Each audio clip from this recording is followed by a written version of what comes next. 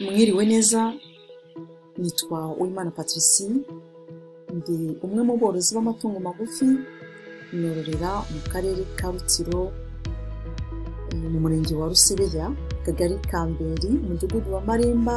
Mwese mbahaye ikaze mu kiganiro cy'uyu munsi wa kabiri, ku itariki 24 z'ukwezi kwa 9, 2024.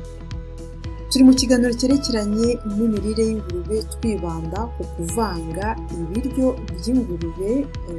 Ubushize twarebye ingero z'ibitera imbaraga, tureba n'ingero zerekeranye n'ibyubaka umubiri. Uyu munsi turareba ingero ku birinda indwara, turebe n'imyungu. Ni bizadufasha kugira ngo nidutangira kwiga kwivangira ibiryo, tuvuge tuti niba ibiryo by'i Kigali twaguraga i Kigali bitaratugeraho kubera ko imvura yaguye cyangwa se kubera ko byahenze cyane, tukaba tubona biri kugenda, kandi aho dutuye dushobora kwibonera ibyo twavangira, ibyo twagaburira ingurube zacu, reka noneho tuvanga. Tuvuge tuti umufuka w'ibiro 100 turashyiramo ibitera imbaraga bingana gute, turashyiramo ibyubaka umubiri bingana gute, turashyiramo ibirinda indwara bingana gute. Reka rero turebe ingero z'ibirinda indwara. Nk'uko bamwe mu bizi, ingurube ni nk'umuntu, igira igifu kimwe n'umuntu agira igifu kimwe. Byerekeranye n'ibyo zirya, zirya ibiryo bijya gusa n'ibyo umuntu arya. Karoti, beterave, bituma birinda indwara, imiteja, inyanya, amashu, epinari, seleri, ndetse inyanya inshuro 2 mu mihanganire, amababi y'ibihwagari,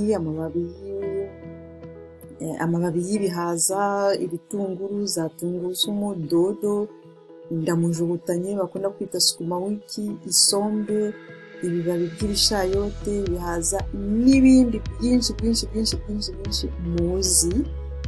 Ahangaha murahabona, imbere yanyu murahabona ko nashyizeho igitoki, ntabwo ari igitoki, insina. Kuko ku bantu bahinga insina, kuriya uba uri gukora isuku mu nsina, nizere ko ndi kubivuga neza, ushobora gufata biriya bita imitumba, nizere ko mbivuze neza, ni imitumba, ukayikatakatamo ibice, warangiza ukayitogosa noneho mu mazi menshi cyane. Byamara gukonja bidashyushye, ukaba wabivanga n'amafu, waba ari blanda cyangwa se amafu waba ufite y'ibigori, y'ingano, y'amasaka, ukaba wavanga nabyo ugahindura ingurube zawe.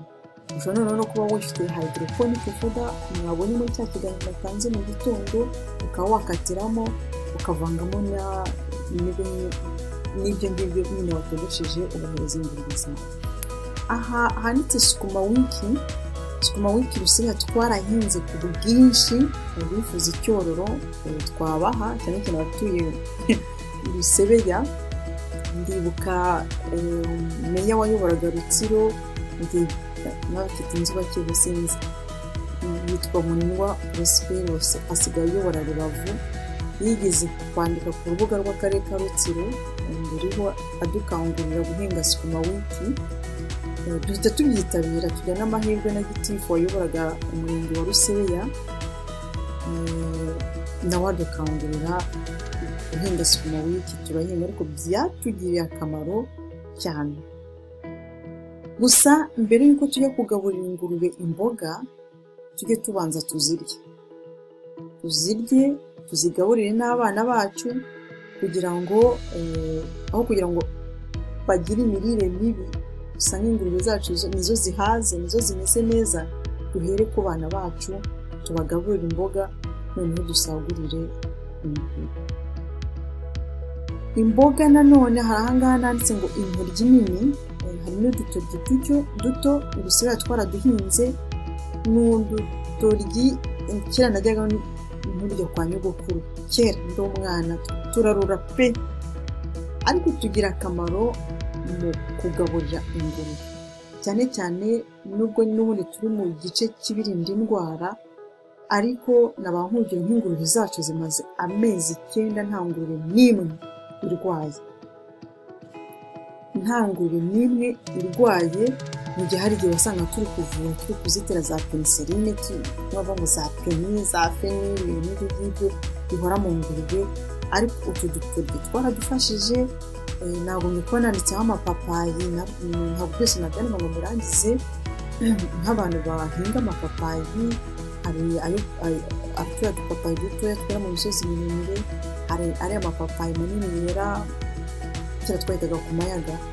Turiya tubuto tw'imbere ushobora kudukuramo ukaduhonda twamaze kuma tukavamo ifu ukajya uyishyira mu mazi, ingurube ziranywa, birazifasha rwose, ntabwo zikunda kurwaragurika. Nubwo wenda n'isuku ari ingenzi, ariko utwo tubuto turafasha cyane.